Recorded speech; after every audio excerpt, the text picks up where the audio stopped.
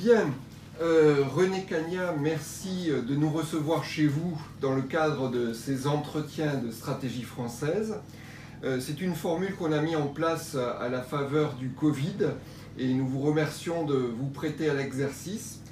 René Cagnat, on ne vous présente pas, vous êtes colonel en retraite, ancien du secrétariat général de la Défense nationale, entre autres, membre de l'école de guerre, vous avez fait partie du cabinet du ministre de la Défense et vous avez notamment été attaché militaire en Bulgarie, en Roumanie, en Ouzbékistan et enfin au Kirghizistan.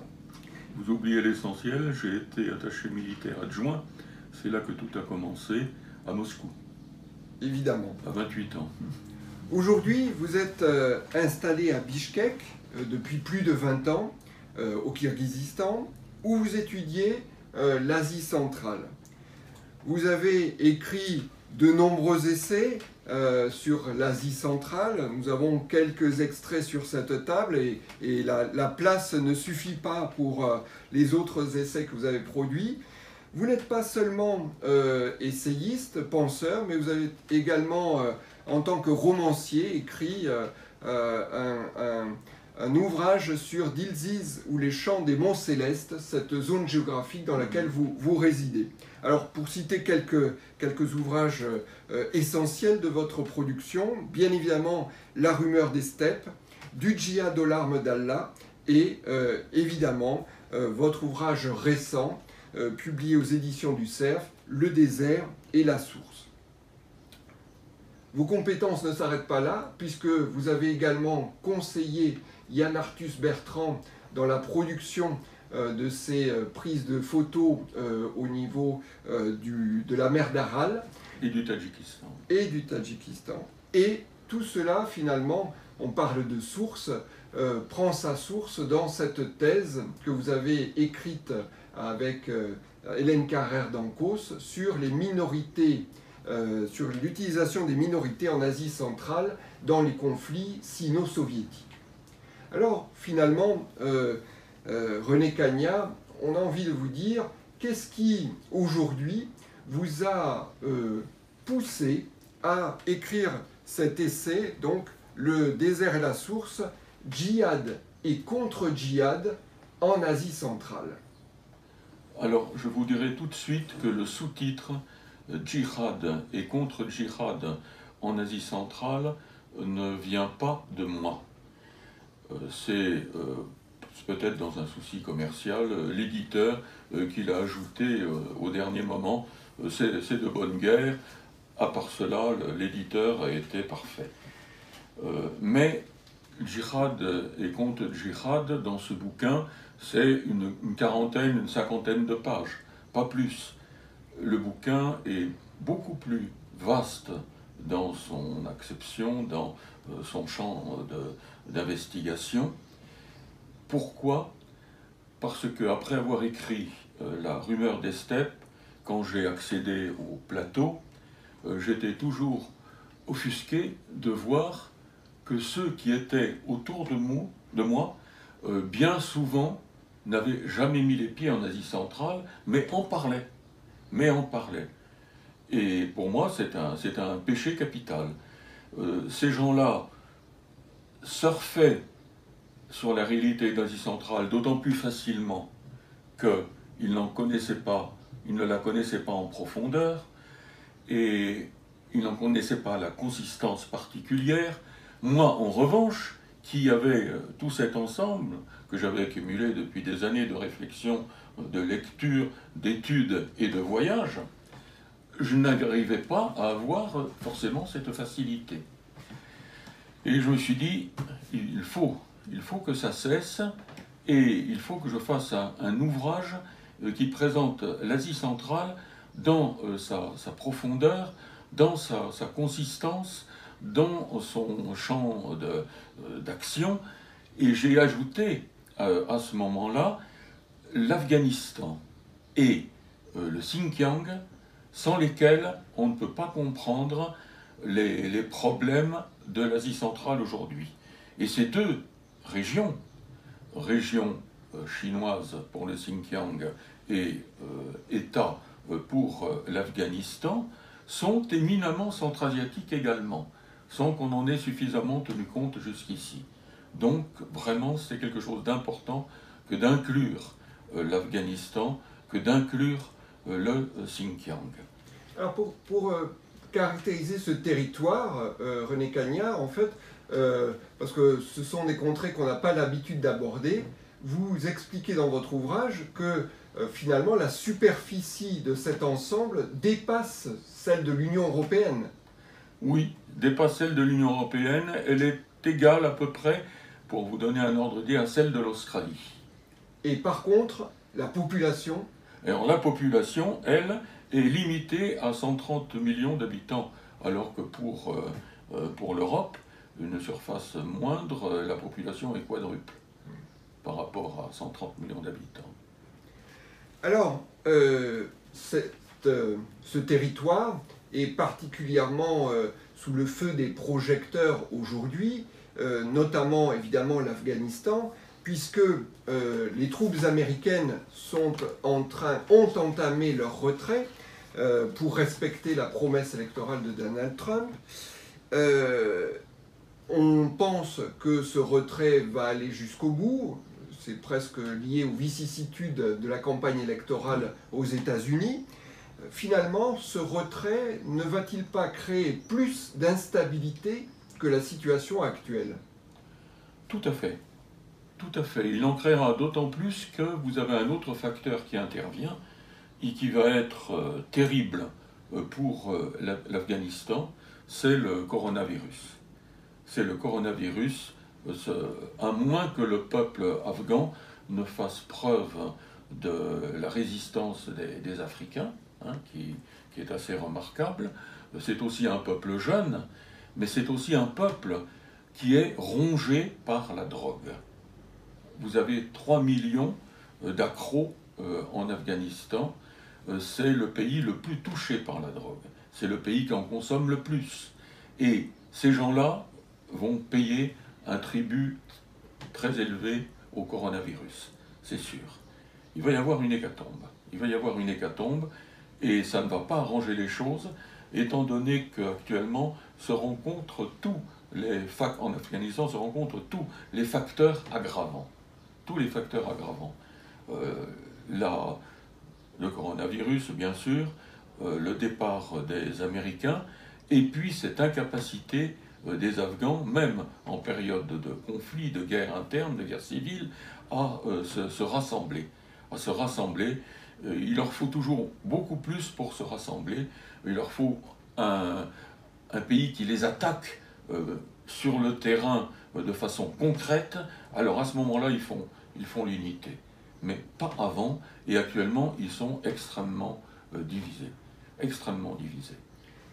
Alors vous le décrivez très bien dans Le désert et la source, facteur aggravant, on le verra un peu plus tard dans l'échange, Daesh cherche à s'implanter sur ce territoire pour finalement faire perdurer le califat dans cette zone. On peut en parler maintenant. Voilà.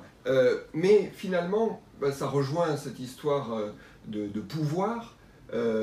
Une fois les Américains retirés, qui va assurer le pouvoir? Le pouvoir qui est actuellement à Kaboul, et j'ai envie de dire retranché à Kaboul, le pouvoir des talibans ou un autre? Vous savez, il va y avoir un prolongement des habitudes afghanes, à savoir que l'occupant se retirant, chacun va prendre le territoire dont il dispose. Les talibans vont récupérer les 55% du territoire qu'ils contrôlent plus ou moins, et ce sont généralement des zones rurales. Ils n'ont pas de ville. Et les gouvernementaux, eux, vont garder les villes. Ce qui fait que vous aurez Mollah Akhundzadeh, un grand nom ethnique de l'Afghanistan, des Pashtuns, qui va garder le contrôle des zones pashtunes où régies par les talibans. Et puis vous allez avoir, peut-être pas Ashraf Ghani, qui lui sera plutôt concentré sur Kaboul, on va parler du sort de Kaboul. On va avoir Abdullah, le Tadjik Abdullah, qui lui va prendre en compte les régions du nord, hein, celles qui ont résisté tout particulièrement donc à l'occupation soviétique, y compris donc le Panchir. Quant à Ashraf Ghani, lui, il va se trouver dans l'emplacement très délicat de Kaboul. Kaboul, c'est 6 millions d'habitants dans un pays qui a 34 millions d'habitants, des gens qui n'auront pas la capacité de se nourrir s'il y a des difficultés d'approvisionnement à partir du Pakistan ou à partir du territoire, et elles sont prévisibles. Des gens qui sont favorables à Ashraf Ghani, mais qui craignent aussi terriblement les talibans et surtout Daesh. Daesh est là. On pourra, le cas échéant, suivre le circuit de Daesh, qui est très intéressant, mais actuellement, il a surtout atterri à Kaboul avec quelques centaines, voire 2 milliers de partisans absolument redoutables et prêts à tous les massacres. Hein. Le massacre de cette maternité, qui est une horreur absolue. Et Ashraf Ghani sera au milieu de tout ça, avec les Américains qui, à mon avis, ne partiront pas des environs de Kaboul. Ils vont essayer de se maintenir au maximum, et ils en ont le droit pendant encore 2 ans. Leur affaire est calculée. Ils vont rester sur la base de Bagram, qui est à 50-60 km de là, qui est un véritable camp retranché. Et ils vont rester également à Kaboul, où ils ont une ambassade absolument énorme, dans laquelle vous avez plus d'1 millier d'Américains, avec des étages en profondeur. On ne sait pas combien d'étages il y a, mais c'est une véritable ruche. Et cette ambassade est là pour continuer une présence américaine. Et dans le cas de Kaboul, les Américains seront là pour, à mon avis, c'est à leur calcul, pour effectuer un genre de supervision de l'évolution. À savoir qu'ils vont essayer de limiter au maximum l'action des talibans, surtout dans la mesure où elle est particulièrement violente et cruelle, pour la rendre plus ou moins acceptable par la population. Et puis, au fur et à mesure, ils vont dire à Ashraf Ghani de s'écarter pour laisser la ville de Kaboul, qui représente l'essentiel de la résistance gouvernementale aux talibans, hein, pour la remettre finalement sans trop d'anicroche aux talibans.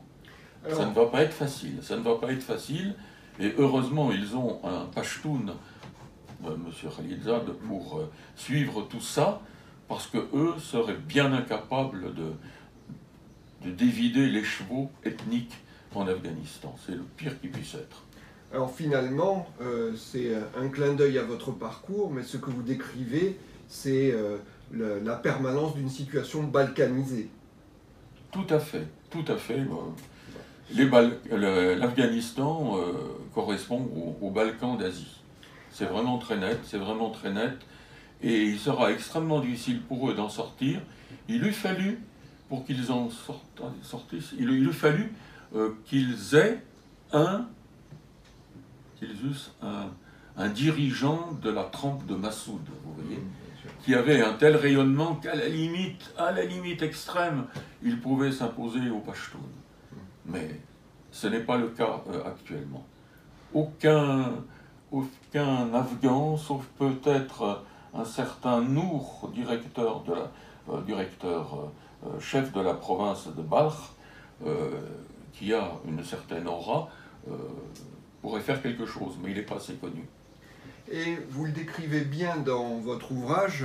En fait, cette société kabouliote est finalement la plus ouverte de ce pays, ouverte au sens où elle a été sous forte influence soviétique, puis américaine, et puis bon, c'est une société urbaine qui, on va dire, a pris du recul par rapport au fondamentalisme musulman.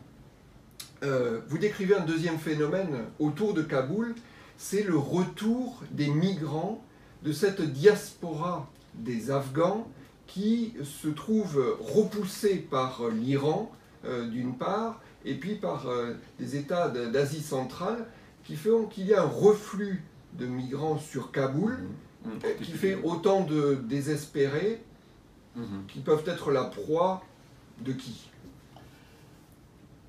De ceux qui organisent des manifestations de résistance, par exemple, si il y a parmi les gouvernementaux des ambitieux qui veulent profiter d'une foule, ils seront vraiment servis, ils auront tout sur place. Des gens affamés, des gens sans ressources, qui survivent dans des conditions épouvantables à Kaboul, épouvantables surtout en hiver, c'est l'hiver qui va être difficile, et ça promet vraiment. Et on pourrait en profiter maintenant pour régler leur compte à Daesh. Hein. Je vais vous faire un petit parcours. Justement, je voudrais vous citer hein, dans votre ouvrage, parce que vous faites quand même une interpellation assez forte. Je prends là le paragraphe qui s'appelle « Les dessous de la conquête ». Vous dites « Disons-le d'emblée, la présence actuelle de Daesh en Afghanistan n'a pu se réaliser qu'avec l'appui partiel du Pakistan et l'appoint d'une aide mystérieuse. Cette aide mystérieuse est une sorte de providence que des croyants selon leur camp pourraient attribuer à Allah ou au Saint-Esprit, mais bien sûr ce n'est pas le cas. Des soutiens occultes existent, ainsi décrits à leurs interlocuteurs diplomates par des talibans afghans à Doha. Nous combattons contre l'État islamique, mais ce que nous n'arrivons pas du tout à découvrir, c'est d'où provient leur soutien technique. » Alors, René Cagnat, pouvez-vous lever un peu le voile sur ce mystère? Oui. Ce n'est pas tout à fait un mystère, disons que c'est un point d'interrogation.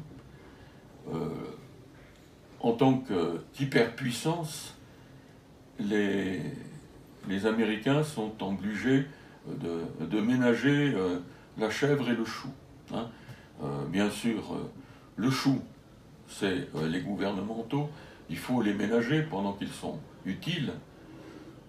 Je suis un peu cynique, mais comme le sont les Américains. Et puis, la chèvre, c'est les talibans.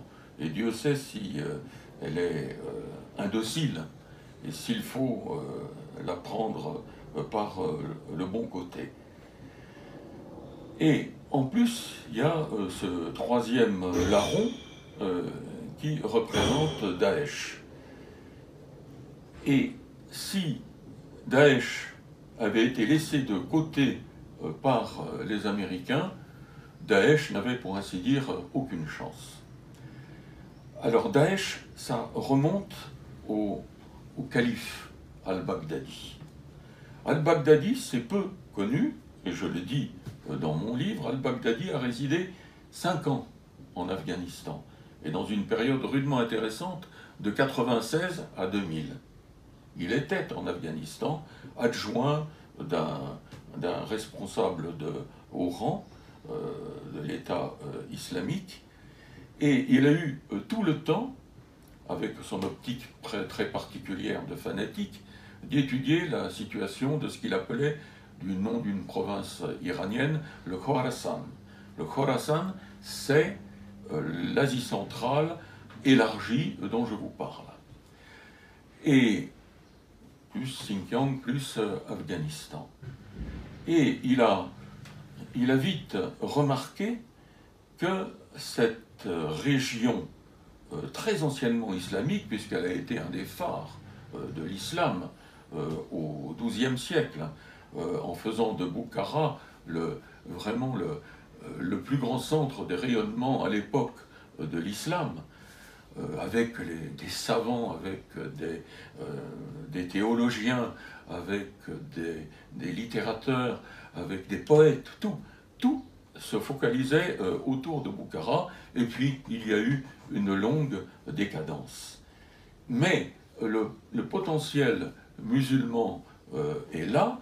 Chacun sait que le jour où l'Asie centrale redeviendra profondément et intensément musulmane, elle pourra briller d'une façon extraordinaire dans le monde musulman. Mais al-Baghdadi voyait sur le terrain que ça n'était pas du tout le cas, parce que à ses yeux, l'islam centra-asiatique était complètement gâché par un phénomène que l'on appelle le soufisme. Le soufisme, ça provient de l'évolution sur des siècles de l'islam, de l'apparition de superstitions, de saints personnages que l'on veut respecter, pour lesquels on fait un mausolée, pour lesquels on va en pèlerinage, ce qui se produit chez nous. Et en plus, ces soufis sont beaucoup plus ouverts que les salafistes ou les wahhabites d'Arabie saoudite aux influences extérieures. Et ils sont prêts, le cas échéant, à discuter avec des chrétiens. Hein, vous avez des passerelles entre les soufis et les chrétiens qui sont possibles. Vous parlez de cette culture de l'accueil Voilà. que vous avez certainement expérimenté. Et les soufis participent de cette culture, tout à fait. Ce sont des gens très ouverts, ce sont des gens, quoiqu'ils soient très rigoureux vis-à-vis des femmes, ce sont des gens ouverts, agréables, poètes, mystiques. La mystique soufie est quelque chose de merveilleux. Ce sont des danseurs aussi, hein, les derviches tourneurs par exemple. Ils sont dans tout, présents dans tout l'islam, hein, depuis l'Anatolie, mais surtout dans les milieux turcs, et donc aussi au Turkestan.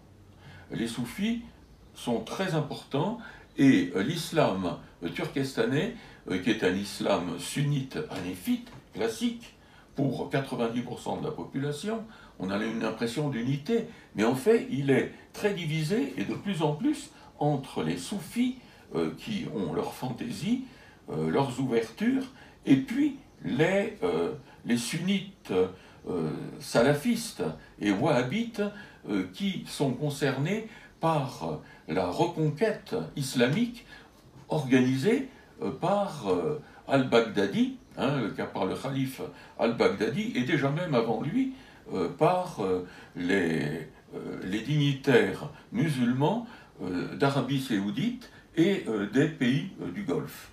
Alors ce qui est très intéressant dans votre ouvrage, c'est que vous décrivez justement les routes de cette conquête qui notamment démarre dans la zone nord-est de l'Afghanistan. Pouvez-vous nous décrire, tracer un peu ces routes? C'est tout le circuit justement qu'a parcouru Daesh. Al-Baghdadi a recouru à Daesh parce que c'était l'élite de sa conquête, hein. C'était le fer de lance. Il a lancé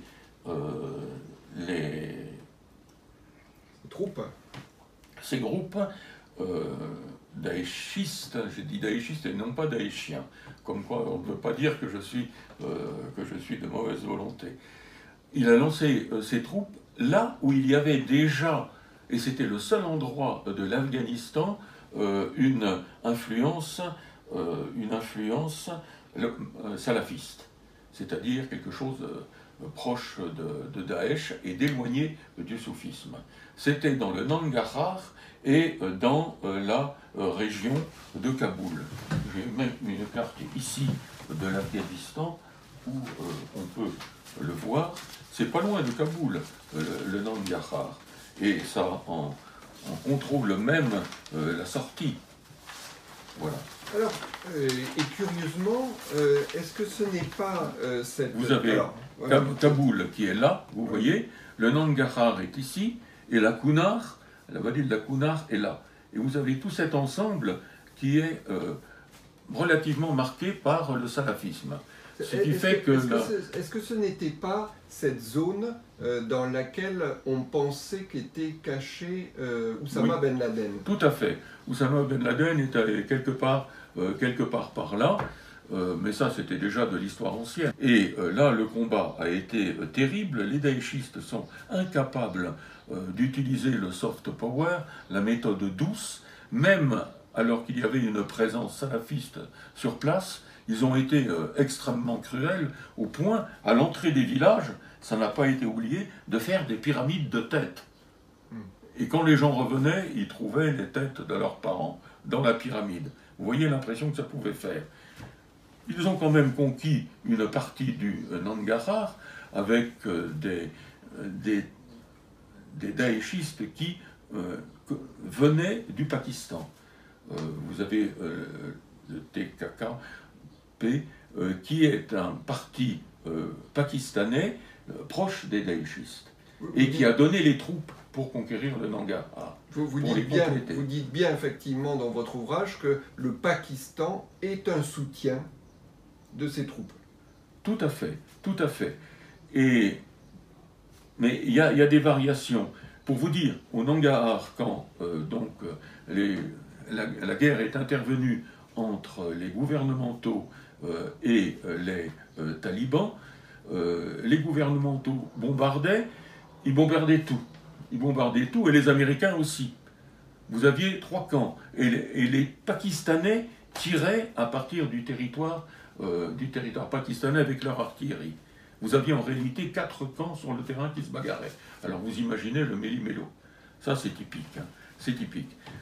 Finalement, et c'est cette année que ça s'est produit, je me suis trompé tout à l'heure, j'ai parlé de 99, mais c'était l'intervention est beaucoup plus tardive, vers 2007, je n'ai plus la mémoire des chiffres aujourd'hui. Donc du coup, cet endroit, ce lieu est finalement aujourd'hui la base à partir de laquelle Daesh se déploie. Donc al-Baghdadi mène une manœuvre enveloppante en direction de l'Iran. L'Iran est ici, vous voyez. L'Iran est ici et là. Et al-Baghdadi s'est installé dans la région est de Kaboul, dans le Nangarhar et la Kunar, mais il veut mener une manœuvre enveloppante de l'autre côté de l'Iran. L'Iran est ici, là, et il installe des guerriers, des katibas de Daesh, sur la frontière avec le Turkménistan. Environ 2000-3000 hommes. Et ces guerriers sont censés exercer une pression psychologique sur les chiites qui se sentent encerclés. Ils sont à Téhéran, l'Afghanistan est là, et puis il y a cette action d'installer des troupes sur la frontière. Et puis en même temps, c'est un calcul financier, parce que ces troupes sur la frontière exercent une pression sur les gazoducs qui passent de l'autre côté. Les gazoducs en direction de la Chine. Les gazoducs, le futur gazoduc Tapi, en direction du Pakistan. Hein, et de l'Inde. Et également, on va en parler tout à l'heure, c'est une des routes de la drogue. Exactement, c'est une des routes de la drogue. Tout à fait. Tout à fait. Donc, le calcul de Daesh est non seulement stratégique, mais aussi financier. Incontestablement financier. Vous avez donc deux pôles lorsque Daesh s'installe vers 2016-2017. Vous avez l'est de Kaboul et vous avez cette frontière avec le Turkménistan. Mais les Américains ont établi des liens avec les talibans, clandestinement bien sûr, Ils ont aussi visiblement des liens avec Daesh. Ils jouent sur les deux côtés. C'est probablement la CIA qui agit de ce côté-là. Et on pense que les hélicoptères qui ont transporté les commandos de Daesh sur la frontière turkmène pouvaient être américains, le cas échéant sous un autre drapeau, sous le drapeau turkmène par exemple, ou sous le drapeau pakistanais. Mais ces gens-là sont arrivés avec une aide technique héliportée tout à fait exceptionnelle et au-dessus de leur niveau même. C'est finalement cette force mystérieuse que vous évoquiez. La force mystérieuse, elle peut être pakistanaise, à mon avis c'est ça, mais derrière le Pakistan, immédiatement derrière, il y a l'Amérique. Voilà. Donc ça permet aux Américains d'être présents sur cette frontière. Les Américains, c'est l'hyperpuissance, ils peuvent couvrir le monde entier. Et au centre de l'Asie, il y a une énorme lacune dans leur contrôle. Et c'est un peu pour ça aussi qu'ils sont restés en Afghanistan. C'est une des raisons de leur accrochement là-bas. Et s'installer sur la frontière turkmène, par cet intermédiaire redoutable de Daesh, c'est exercer une pression sur la Chine, qui reçoit un quart de son approvisionnement en gaz depuis le Turkménistan, c'est exercer une pression sur la Russie, qui couvre toute cette zone qui est sa chasse gardée, qui est son précaré en quelque sorte, et pour laquelle elle a créé l'OTSC, l'Organisation du traité de sécurité collective. Donc, on exerce une pression sur la Chine, on exerce une pression sur l'Iran, sur la Russie, et du même coup sur l'Iran.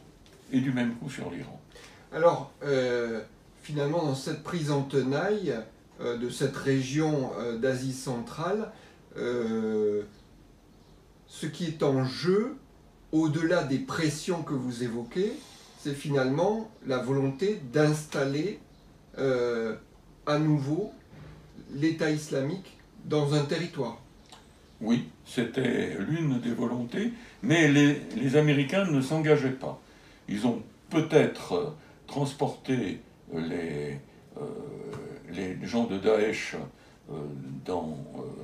sur la bordure du désert du Karakoum, là-bas, sans même leur dire que c'était les Américains qui suivaient ça. D'autres ont dû croire que c'était les Pakistanais. Et ils ont donc investi de ce côté-là. Et les talibans, en même temps, investissaient au Nangarhar, aux côtés des talibans, en luttant contre Daesh. En même temps, vous voyez ? D'un côté, ils aidaient Daesh, de l'autre côté, ils luttaient contre lui. Et ça permettait de se mettre d'accord avec les talibans, et puis, le cas échéant, avec Daesh. C'était tout à fait cynique, machiavélique, comme calcul, mais dans les services spéciaux, c'est une action, finalement, assez classique. Alors, René Cagna, si on essaie de résumer, Mais je n'ai pas terminé, parce que, ensuite, vous avez l'évolution actuelle. Vous avez l'évolution actuelle, à savoir que les Daesh a été éradiqué, quasiment éradiqué, pas tout à fait, c'est dur d'éradiquer Daesh, du Nangarhar et de la Kunar. Mais sur la frontière turkmène, ils sont restés. La frontière turkmène, c'est la zone du Nord. C'est la zone du Nord. Elle est suivie notamment par les Tadjiks, par les Ouzbeks de Mazar-i Sharif, mais elle échappe donc au contrôle des Pashtuns, qui sont plus au sud. Et actuellement, les Tadjiks et les Ouzbeks n'ont pas pu agir contre ces gens de Daesh. Ils ont d'autres soucis, ou peut-être qu'ils les ménagent aussi. Ça peut être une aide pour eux le jour où les Pashtuns les attaqueraient. Les Pashtuns talibans les attaqueraient. Vous voyez le Et, calcul. et c'est aussi une zone géographique particulièrement difficile à contrôler. Oui, c'est une zone de désert. Mais Daesh connaît le désert. Il connaît le désert syrien. Ils ont l'habitude d'intervenir dans ces régions-là. Les gens d'al-Baghdadi ne se sont pas fait faute d'intervenir dans le désert irakien, syrien, et puis maintenant dans le Sahel. Ils aiment ce milieu, ça leur convient. Ils ont le matériel pour ça, des Toyota classiques. Alors, je reviens à cette synthèse que je voulais faire de ce théâtre d'opération, on peut dire ça comme ça. Finalement, on a une zone géographique à dominante soufie puis sunnite. On a un territoire qui est plutôt chiite, qui est le Tadjikistan. Une partie. Enfin, le Gorno-Badarchan, voilà. qui est une province du Tadjikistan. C'est là parce où que le Tadjikistan est sunnite à 100%. Voilà. Et donc c'est là où je veux vous emmener, c'est que vous nous parliez un petit peu de ce que vous avez appelé un havre de paix dans ce territoire si compliqué, ce fameux Haut-Pamir, une zone où finalement c'est la religion ismaélienne qui domine, mais pouvez-vous nous parler de ce territoire, vous qui l'avez arpenté à de nombreuses reprises? C'est ça, oui, c'est certainement la région de toute l'Asie centrale que je connais le mieux avec le Kyrgyzstan. Alors, cette région Pamiri, répartie sur le Tadjikistan, sur la Chine du Xinjiang, dans le Karakoram, dans le Cachemire indien, dans la région de Gilgit pakistanaise, et aussi donc au Tadjikistan avec le Gorno-Badarchan, et en Afghanistan avec le Badarchan, ça fait quand même un ensemble important qui doit à peu près couvrir la surface de la France, le total.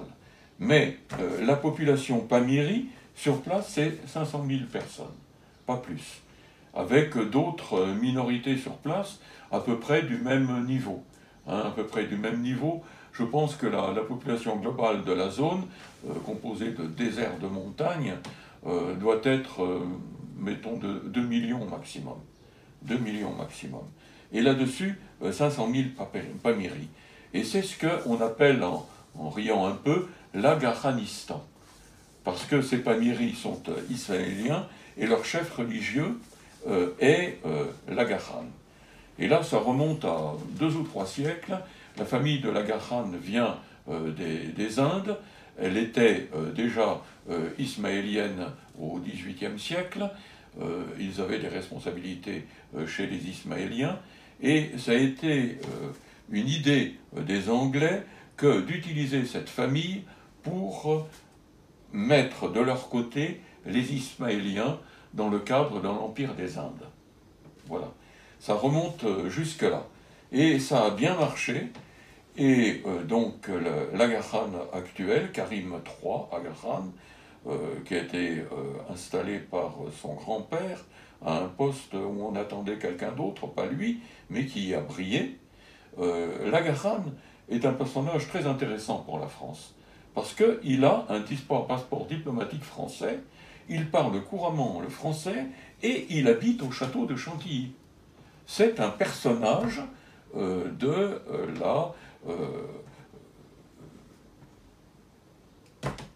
l'élite française, finalement. Un personnage de l'élite française qui nous est extrêmement utile en Asie. Et nous lui sommes également extrêmement utiles de par notre prestige dans la zone. Et donc, l'Agha aide cette population. Il ponctionne tous les Ismaéliens dans le monde pour aider ceux qui sont dans le besoin. Et ceux qui sont dans le besoin les plus miséreux, ce sont actuellement les Pamiris de cette région. Et notamment ceux du Tadjikistan. Parce que suite à l'effondrement de l'Union soviétique, ils ont connu une misère absolument atroce, les champs là-bas ne produisent pas beaucoup, vous imaginez, à 3000-3500 mètres d'altitude, et c'était la famine. Et Lagaran a organisé, j'en étais le témoin, donc dans les années 2000, il a organisé, dans les années 90-2000, à la jonction, il a organisé un pont de secours par la haute route du Pamir qui partait d'Och et de Bichkek, et ensuite allait jusqu'à Korog.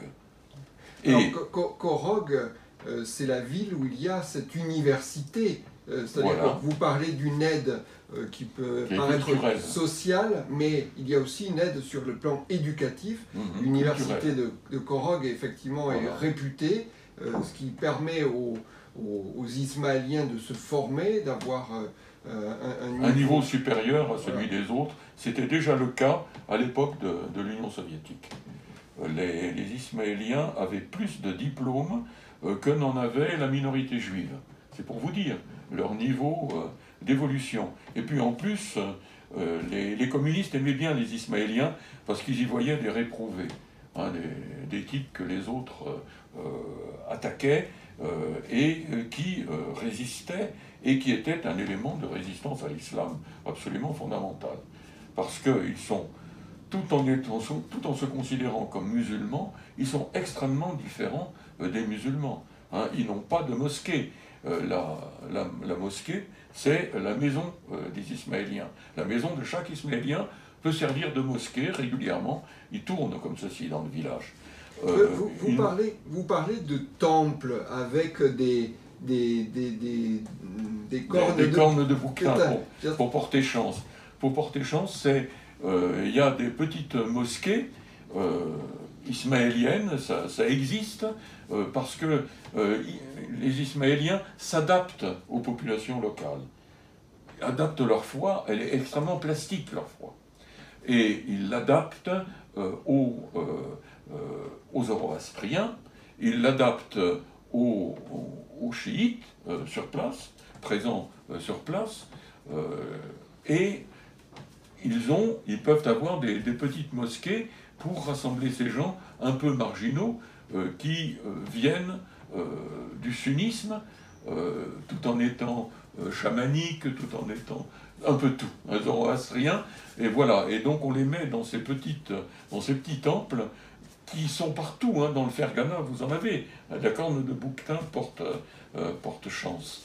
Et partout, vous avez ces petites mosquées qui sont absolument charmantes, avec les gens qui montent, les vieux qui montent pour suivre un rite extrêmement sommaire, parce qu'ils avaient perdu totalement le contact avec l'islam, mais d'autant plus intéressant par leur fidélité. Et vous qui avez arpenté ces routes de nombreuses années, du point de vue de la société, oui. Qu'est-ce que ça donne? Oui, alors non seulement ils n'ont pas de véritable mosquée, ils n'ont pas de vendredi, hein, Juma, le vendredi, le jour saint, ça n'existe pas, le jeûne n'existe pas, c'est vraiment un islam, tout ce qu'il y a de plus marginal, tout ce qu'il y a de plus lointain, et ils en sont d'autant plus haïs par les salafistes et autres wahhabites, mais véritablement haïs. Il s'agit de les tuer finalement. Pour les fanatiques, il s'agit de tuer les Ismaéliens, qui sont donc réfugiés dans leurs montagnes, qui pourraient être de bons soldats, ils ont l'allure de bons soldats, ils sont disciplinés, mais disons qu'ils sont pas très pacifistes, extrêmement pacifistes. Alors, leurs femmes ont entière liberté, elles ont un statut absolument égal à celui de l'homme. C'est aussi quelque chose de foncièrement différent de ce qu'on voit de l'autre côté. En plus, ils sont souvent cultivés, ils sont polyglottes. C'est vraiment un peuple intéressant. Puis ils sont beaux, ils sont vraiment beaux.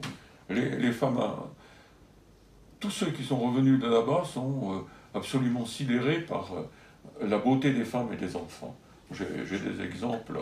Je crois que dans votre livre, vous racontez effectivement une partie poétique de cet ouvrage qui n'est pas que une réflexion, mais il y a une partie poétique dans laquelle effectivement vous racontez un certain nombre de rencontres marquantes. Oui, mais vous savez, à propos de l'Asie centrale, je hais ces bouquins qui sont intellectuels et qui ne rendent absolument pas la saveur, le rayonnement, le prestige centra-asiatique qui tient à autre chose, qui tient à la poésie, qui tient au lyrisme, qui tient à la mystique. Hein. Vous avez tout un côté qui est exclu, et d'autant plus exclu que ceux qui écrivent ces livres n'ont pas accès à cette métaphysique en quelque sorte. Mais l'Asie centrale sans métaphysique, ça n'est rien.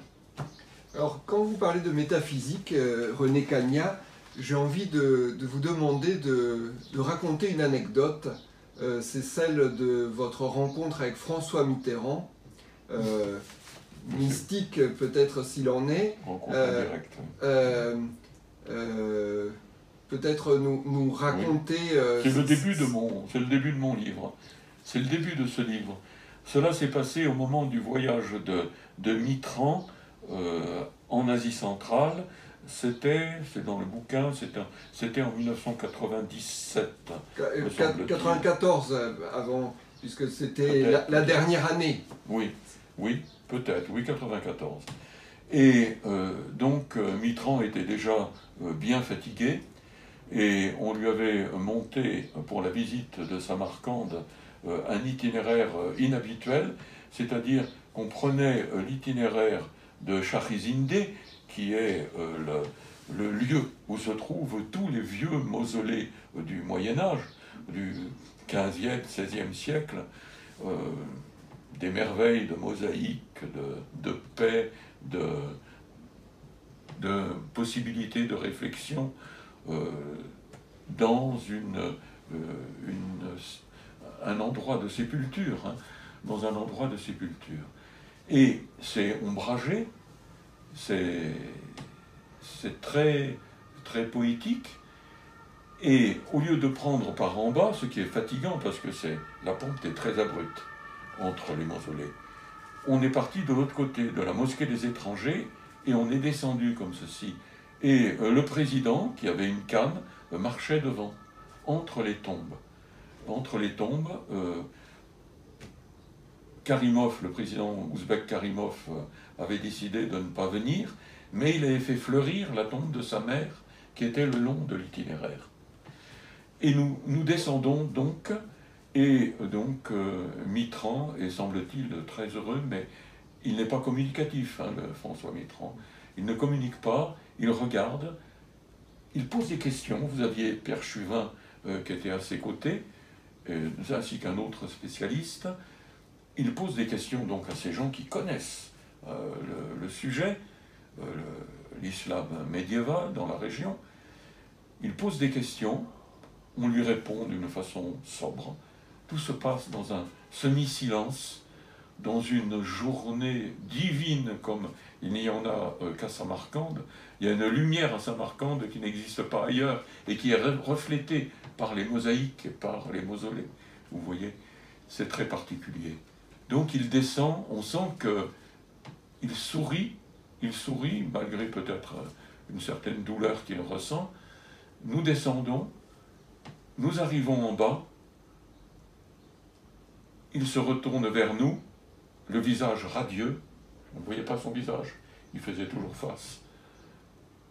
Le visage radieux, et il nous dit « Merci messieurs, merci beaucoup, j'ai eu aujourd'hui un avant-goût d'éternité. » Et chaque fois que je raconte ça à des gens qui connaissent les lieux, qui connaissent les mausolées, qui connaissent l'art de Riva en particulier, ou les monuments timourides de Samarcande, cette formule rend absolument la situation. Cela donne un avant-goût d'éternité. Quand vous êtes là, vous n'êtes pas sur Terre, vous êtes ailleurs, et c'est quelque chose qui est beaucoup plus près de Dieu que bien d'autres endroits sur Terre. Voilà une belle leçon pour tous les fondamentalismes du monde. René Cagnat, je voudrais qu'on termine par finalement, je suis désolé de ce retour dans le prosaïque, mais finalement, si ces fondamentalismes, et en tout cas la partie talibane, si cette guerre perdure, je reviens à l'Afghanistan, c'est parce qu'il y a un financement, le financement par la drogue. Je crois que votre ouvrage est l'ouvrage le plus clair en ce moment sur ces routes de la drogue. Vous dressez un panorama du marché mondial de la drogue, de ses sources et de ses routes. Pourriez-vous nous en donner une esquisse? Voilà. Alors très rapidement, tout part bien sûr d'Afghanistan. Alors la principale route maintenant et depuis peu, c'est la route qui transite probablement par Karachi, peut-être même le port de Gouada, les petits ports qui sont sur la côte Baloutch, vous voyez, du golfe Persique. Et ça part par bateau, voire par avion aussi à partir de Karachi, vers l'Afrique. Vers l'Afrique de Nairobi, l'Afrique du Kenya, etc. Et ça remonte. Ça peut aller vers chez nous, mais ça va aussi par avion maintenant vers l'Amérique. Et c'est pour ça que l'Amérique maintenant est beaucoup plus attentive qu'avant à la production d'héroïne, parce qu'elle n'est plus concernée que par la cocaïne. Elle est aussi concernée par l'héroïne, et d'une façon très grave. Il y a des milliers de morts à cause de ça aux États-Unis maintenant. Et donc, vous avez cette route qui est la principale, celle qui est la mieux rémunérée, parce que les Américains payent bien, non seulement les Américains, mais les Canadiens. Et vous avez la deuxième route, qui est celle qui va vers l'Europe. Là aussi, une route qui paye bien. Alors, elle transite curieusement par l'Iran. C'est pour vous dire l'hypocrisie de tout ça. Tout est fait d'hypocrisie autour de la drogue. Vous avez un mur magnifique qui traverse l'Iran du sud au nord, qui est le mur construit par les gardiens de l'islam, de la révolution, depuis le sud jusqu'au nord de l'Afghanistan. Ça existe notamment pour lutter contre le trafic de drogue. L'Iran est terriblement concerné parce que le deuxième consommateur d'héroïne dans le monde, c'est l'Iran. C'est l'Iran. Premier consommateur, l'Afghanistan. Deuxième consommateur, l'Iran.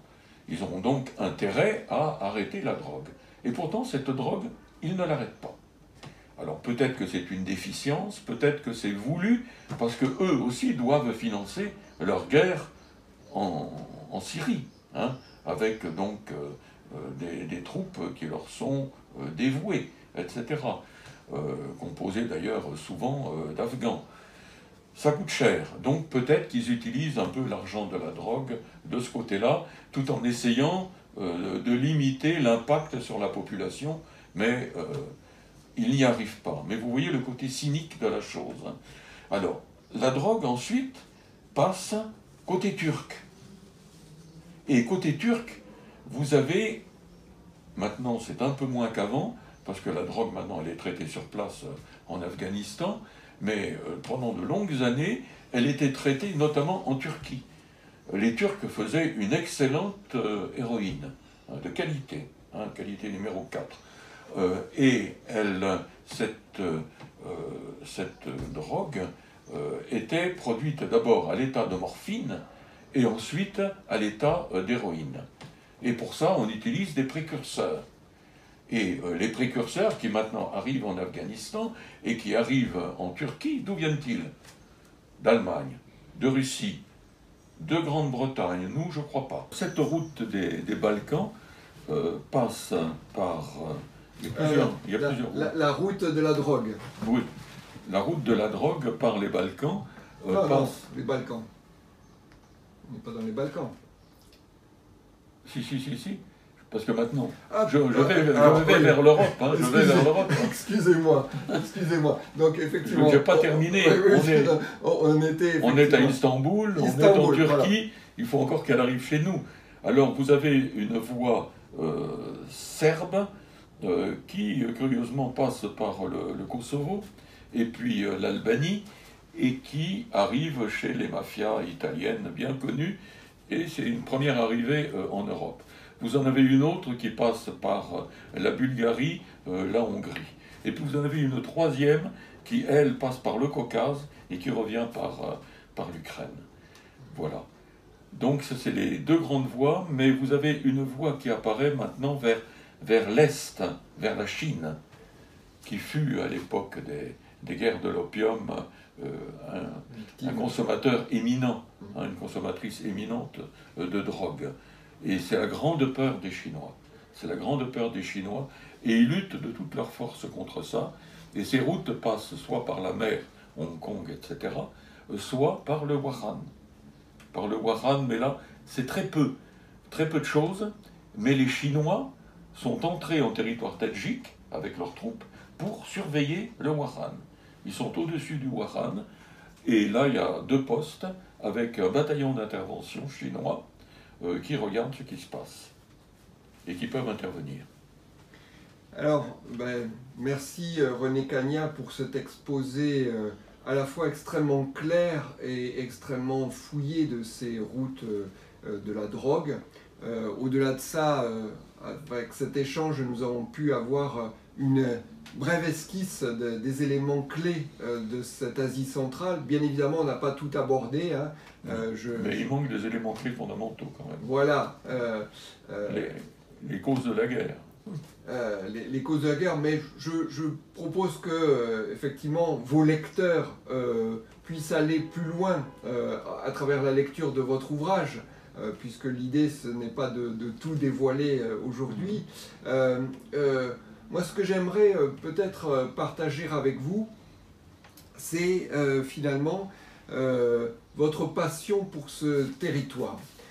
Vous avez décidé, il y a plus de 20 ans, de vous installer dans cette région.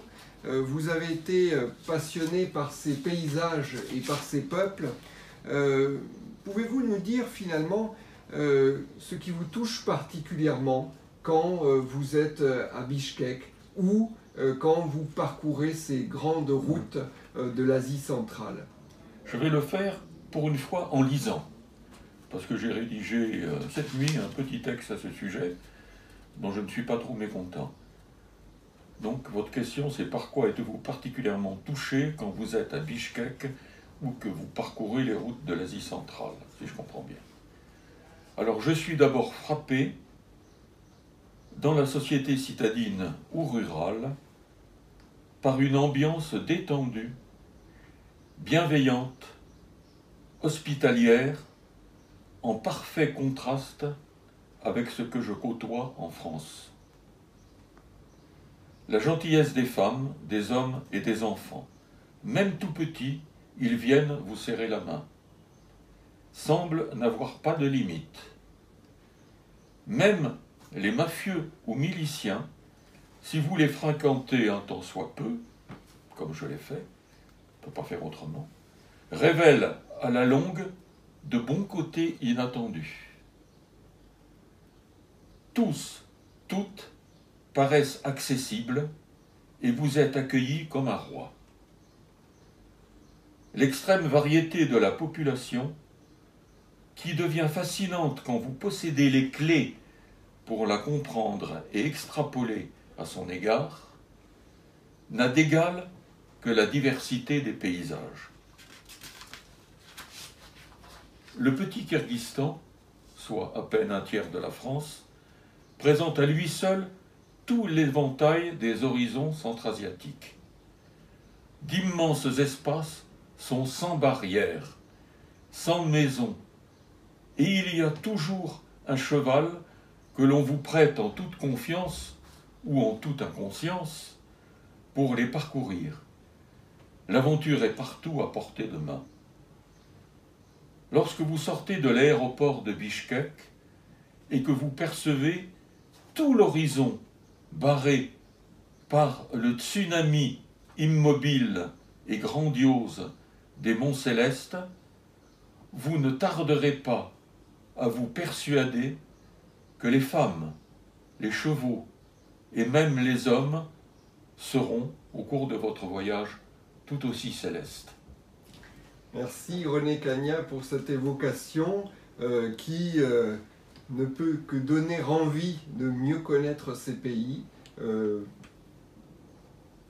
Quelqu'un comme vous qui les connaissez intimement peut être un bon guide. Vous avez été guide, vous êtes guide de ces zones-là. J'ai même fait un guide chez Michelin. Et enfin, je montre cet ouvrage qui est l'un parmi d'autres de ceux qui permettent d'avoir une vision de vos parcours parmi ces grandes routes de l'Asie centrale.